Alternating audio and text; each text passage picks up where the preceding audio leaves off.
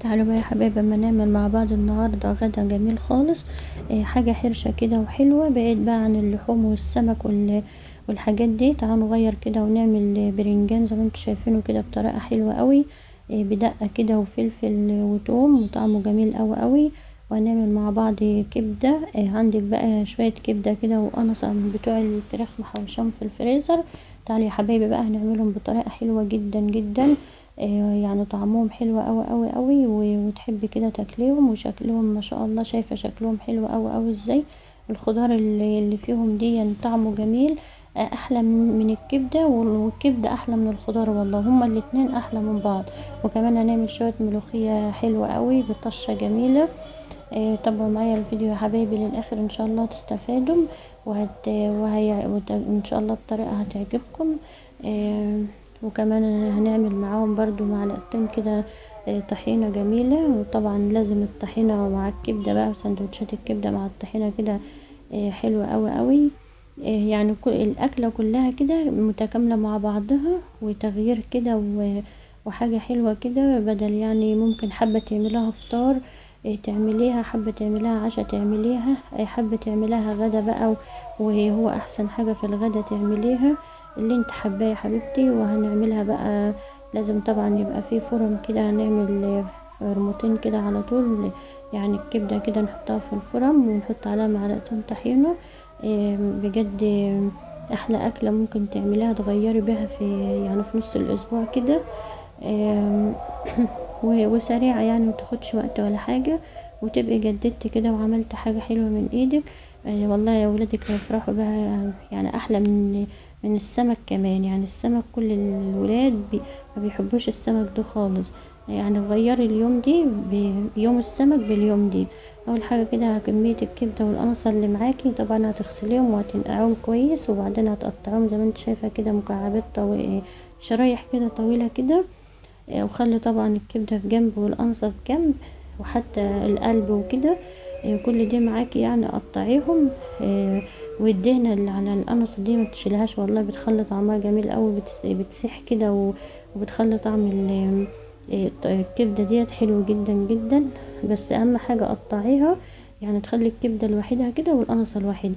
هنعمل لها تتبيلة كده حلوة قوي. بنعصر عليها ليمونة وبحط لها نص معلقة كده فلفل اسمر وكمون. ولو عندك بهارات كبدة حطي، لو ما عندكش حطي بهارات فراخ وفلفل اسمر وملح وقلبها كده. وركناها بقى بالتتبيلة دي عما تجيب الخضار كده اللي انت هتقطعيه معاها وتغسليه كده وتقطعيه. بيكون التتبيلة في الفترة دي حلوة قوي قوي. في الحبة دول يعني بيكون الكبدة والقرصة دول اتبلوا كويس قوي. وتغطي عليهم كده وتسيبيهم بقى طول ما انت بتقطعي في الخضار. معانا بقى 3 4 بصلات كده واربع برضو 5 حبات طماطم وفلفل برضو 3 4 قرون. وبتقطعي كل حاجة فيهم جوانح كده زي ما انت شايفة كده. التقطيعة دي مناسبة قوي. قطعها كده الجوانح دي حلوة قوي. ولما بتخلصي بقى بتتبلي البصل بنص معلقه ملح على فلفل كده كده. خلصنا التقطيع كله زي بعض اهو. واللي انا بوريهولكوا دي يعني نص معلقه توم مقطعه فيها فلفل احمر واخضر وحط عليهم ملح وفلفل ودقهم في الهون كده عشان هتشوفي هنعمل بهم ايه دلوقتي. خلاص كده خلصنا. نحط طاسه على النار نحط فيها معلقتين كده زيت. وهننزل الاول بالقنصة. تنزلي كده الاول بالقنصة علشان هي بتاخد وقت شوية عن الكبدة. تشوحها كده الاول تشويحة كده. بتلاقي بقى الدهن اللي فيها ده كله صح كده وبيديلها طعم جميل خالص. وهتلاقي حجمها صغر شوية كده والدهن ساح وبقت جميلة خالص. تعالوا بقى نشوف هنعمل ايه في البرنجان. كده الكبدة على القنصة كده على النار مع نفسها بتتشوح كده. وهنحط بقى ايه صينية كده على النار بنحط فيها معلقتين 2 بس زيت. وبتجيب البرنجانية كده بتشيل القمع بتاعها زي ما انت شايفة كده وبتشقها من الجنب زي ما انت شايفة كده. بتغسلها طبعا وبتشيل القمع وبتشقها كده من الجنب بطول البرنجانية كلها زي ما انت شايفة كده يا قلبي. الطريقة دي حلوة جدا جدا للبرنجان ولا بيبقى شارب زيت ولا اي حاجة خالص. على نار كده وسط وبتغطي عليها. اهم حاجة تغطي عليها عشان هو هيستوى كده بالعرق اللي هو هينزله نقطة الزيت دي. خدنا دلوقتي نص معلقة كده من الفلفل اللي انا دقاه كده على على التوم، حطيتها كده على القنصة وقلبت بقى. هنا بتشم ريحة جميلة قوي قوي والله يا حبايبي، طريقة حلوة جدا. انا نفسي تجربوها كده وتحكموا بنفسكم هي قد ايه حلوة الطريقة بتاعت الكبدة والقنصة دي. حتى لو كانوا ولادك ما بيحبوهاش هيحبوها ان شاء الله بالطريقة دي. بعد كده بتنزلي اول حاجة عليهم بالبصل. احنا كده نزلنا بالقنصة الاول، وبعدين قلبناها تقلبتين تلاتة، وبعدين نزلنا بالكبدة مع نص معلقة التوم المفرومة مع الفلفل. وبعدين اول حاجة بننزل بالبصل وتقلبي كده البصل لما بيدبل زي ما انت شايفة كده. بعد كده بتنزلي بالفلفل. امشي بس على الخطوات دهيا وانت هتلاقي الكبدة بتاعتك ريحتها مالية الدنيا وطعمها حلو قوي قوي. والخضار اللي فيها بيبقى اجمل منها، وهي اجمل من الخضار كمان. وبتقلبي كده تقلبتين 5 دقايق كده يعدوا، بتقوم قلبة البرنجان دي على الجنب التاني بقى، يكون هو بقى استوى هوت من الجنب اللي انت كنت حطاه عليه. بتقلبيه عشان الجنب التاني يستوى. اهم حاجة برضو زي ما قلت لك تغطي عليه. كل 5 دقايق كده بتقلبيه على الاربع اتجاهات، بيكون بقى استوى معاكي بقى سوا كامل كده وموميا كده وطعمه جميل خالص يعني طعمه حلو قوي قوي، ولا شارب زيت ولا اي حاجه. كده بقى ننزل اخر حاجه بالطماطم. يبقى احنا عملنا نزلنا الاول بالقنصه، وبعدين بالكبده، وبعدين البصل، وبعدين الفلفل، واخر حاجه الطماطم. وغطي عليها بقى وسيبها يا حبيبتي كده تستوي كده مع نفسها. اللي يوصل هنا بقى يا حبايبي ما ينساش اللايك، وما ينساش يشترك في القناه. لو اول مره يشوفني يشرفني ويسعدني طبعا ان هو يشترك في القناه بتاعتي. وبشكر قوي كل حبايبي وكل اهلي وناسي واخواتي اللي بيدعموني وبيكتبوا لي كومنتات تشجعني.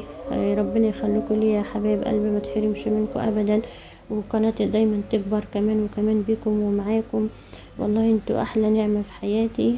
ربنا يكبر بخاطركم كلكم يا رب زي ما بتكبروا بخاطري، ودومكم كده نعمة في حياتي. تعالوا بقى نعمل طشة كده حلوة للكبدة.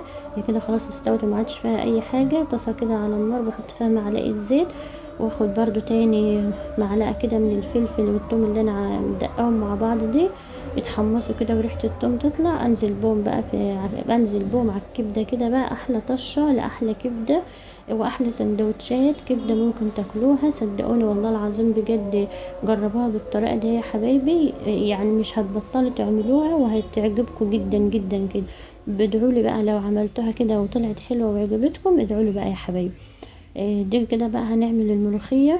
اجمل طريقة برضو للملوخية شوربة كده. شوية الشوربة اللي عندك كده، طب هتقولوا جبت الشوربة دي منين؟ كانت عندي بقى في الفريزر. ما انت لو فاض عندك كده شوية شوربة في اي وقت عينيهم هتحتاجيهم والله في يوم تاني كده هو يمشولك غدا او بشوية ملوخية او حاجة.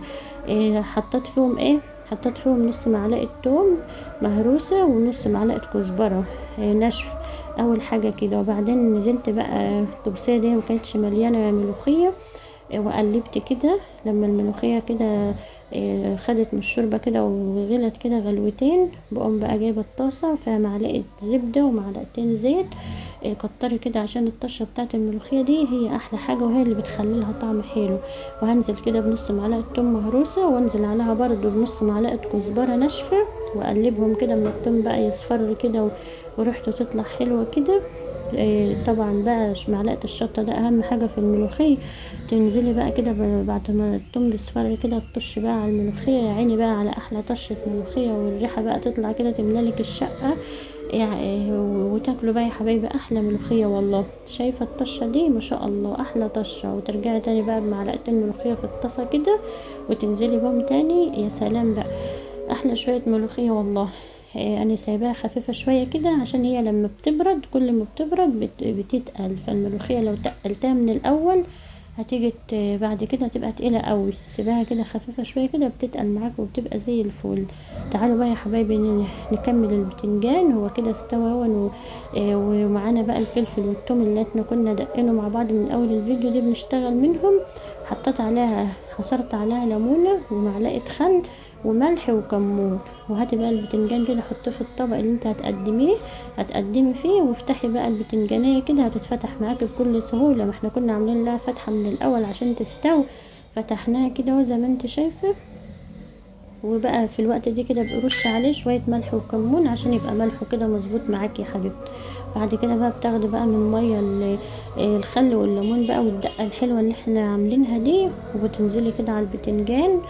وبعد كده بقى كل بتنجانية كده توزعي عليها زي ما انت شايفة كده معلقة فلفل بقى وتوم من دي، ويا عيني بقى على طعم البتنجان دي. جربيه كده بقى يا حبيبتي وشوفيه وقولي رأيك فيه. والله العظيم احلى طريقة تعملي بقى بتنجان، وصحي ومش شارب زيت ولا اي حاجة خالص.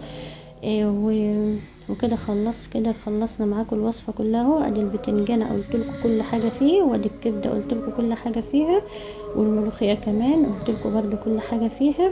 يا رب يا حبايبي الفيديو يعجبكم، ويا رب ما تنسوش اللايك ويا رب كده اللي يشوف قناتي اول مرة يشترك فيها، ويا رب تدعوا لي دعوة حلوة كده من قلبكم. والله العظيم بتعب جدا جدا في الفيديوهات دي. يا رب يعني تستفيدوا منها بأي حاجة. بقدم لكم كل المعلومات، ما ببخلش عليكم بأي حاجة خالص.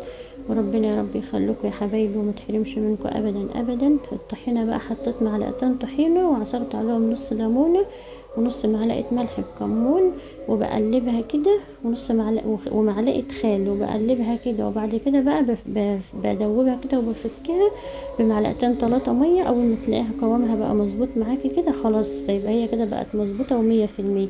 ومية عادية من الحنفية، مش سخنة ولا مغلية ولا اي حاجة، وبتبقى احلى طحينة بقى يا حبايبي. وزي ما شفتوا في الاول عملنا فرم. واللي حابب بقى ياكل بفرم ياكل، واللي حابب ياكل بعيش ياكل. وتاكلوا بقى يا حبايبي بألف هنا. وجربوا بقى الغدوة الحلوة دي كده وقولوا لي رأيكم فيها ايه. وان عجبتكم يا ريت تكتبوا لي في التعليقات ان انتوا جربتوها وعملتوها وعجبتكم وعجبت ولادكم. واشوفكم على خير يا حبايب قلب الفيديو الجاي. مع السلامه.